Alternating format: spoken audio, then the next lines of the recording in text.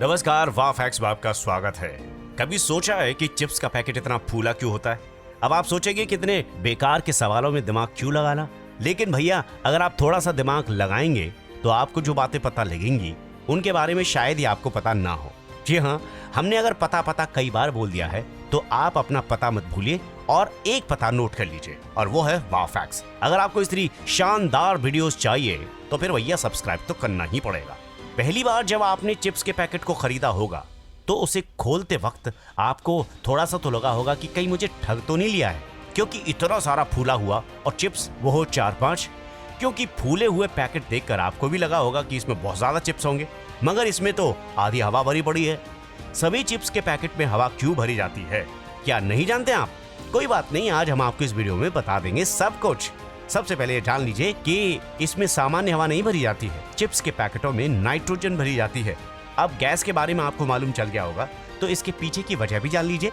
तो फिर देर क्यों कर रहे हो भैया, आइए थोड़ी स्टोरी जान लेते हैं। चिप्स के पैकेट में हवा भरने के पीछे की वजह बताई जाती है कि आलू या किसी भी चीज के चिप्स नाजुक होते हैं।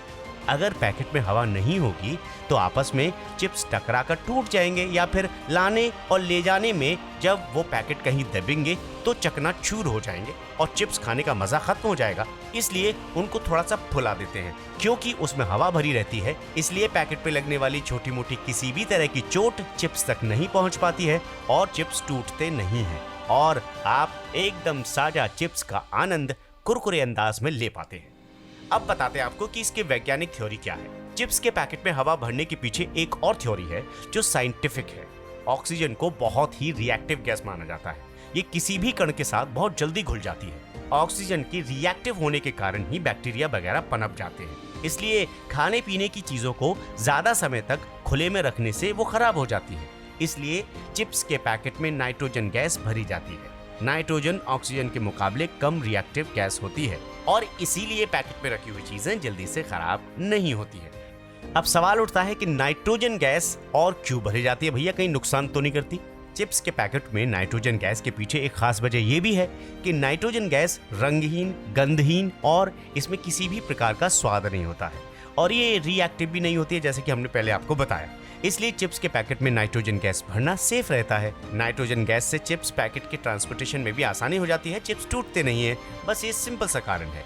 25 रुपए में कम से कम बिकने वाले स्नैक्स के पैकेट पर एक एक्सपेरिमेंट किया गया जिसमें पता चला कि लेस चिप्स के एक पैकेट में 85% तक नाइट्रोजन भरी जाती है।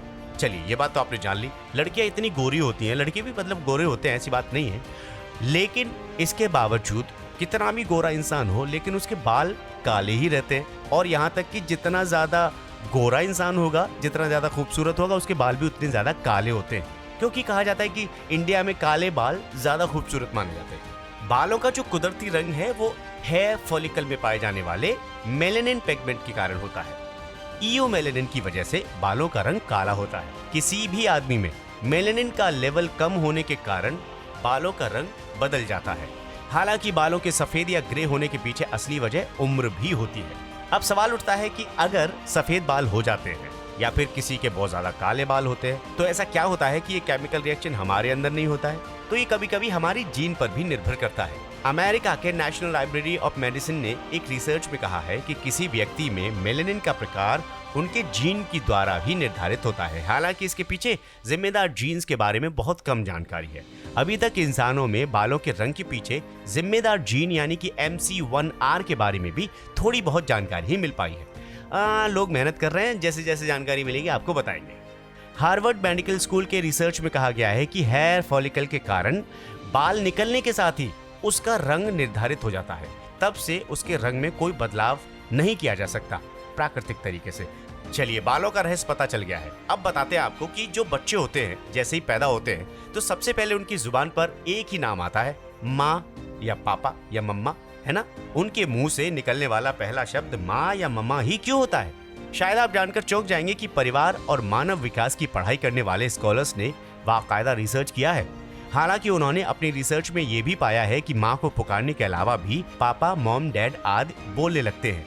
असली वजह जानने से पहले आपको ये भी बता दें कि अधिकतर भाषाओं में मम्मी पापा के लिए इस्तेमाल होने वाले लगभग एक जैसे ही शब्द होते हैं। अगर आप किसी अनजाने देश में जाकर मॉम शब्द कहेंगे तो वहाँ के लोग समझ जाएंगे कि आप माँ की बात कर रहे हैं। इसी तरह पापा के लिए भी दुनिया भर में एक जैसा ही शब्द होता है, जैसे पापा, बाबा, डैड आदि। किसी अन्य शब्द को लेकर विभिन्न भाषाओं में इतनी समानताएं नहीं है जितनी कि मम्मी पापा को लेकर है। एक मनोवैज्ञानिक हैं जिन्होंने 1940 के दशक में दुनिया भर की सैर की। इस दौरान उन्होंने अलग अलग जगहों पर माता पिता से जुड़े 1072 शब्दों का पता लगाया।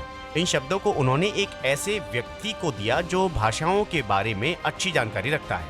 उन्होंने पाया कि बच्चे सबसे पहले होठों से बोले जाने वाले शब्दों को ही इस्तेमाल करते हैं, इसलिए वो म, ब और प यानी कि M, B और P लेटर से शुरुआत करते हैं। उसके बाद वो T और D जैसे ही वो जुबान उठाना शुरू कर देते हैं, बोलना शुरू कर देते हैं। यही कारण है कि शुरुआत में बच्चे इन्हीं लेटर से शुरू करते हैं, यानी कि माँ, प, ब, है ना, मामा, बाबा, पापा। इसीलिए ज्यादातर भाषाओं में मम्मी पापा और दादा दादी के नाम माँ, बाबा या ड से ही होते हैं। तो फिर आपने जान ही लिया होगा कि बच्चे जब पैदा होते हैं तो सबसे पहले मम्मी क्यों बुलाते हैं। वैज्ञानिक कारण भी है इसका। आपको वीडियो कैसा लगा जरूर बताएं, और हाँ, कमेंट सेक्शन में आप अपनी राय भी दे सकते हैं मम्मी के बारे में। नमस्कार।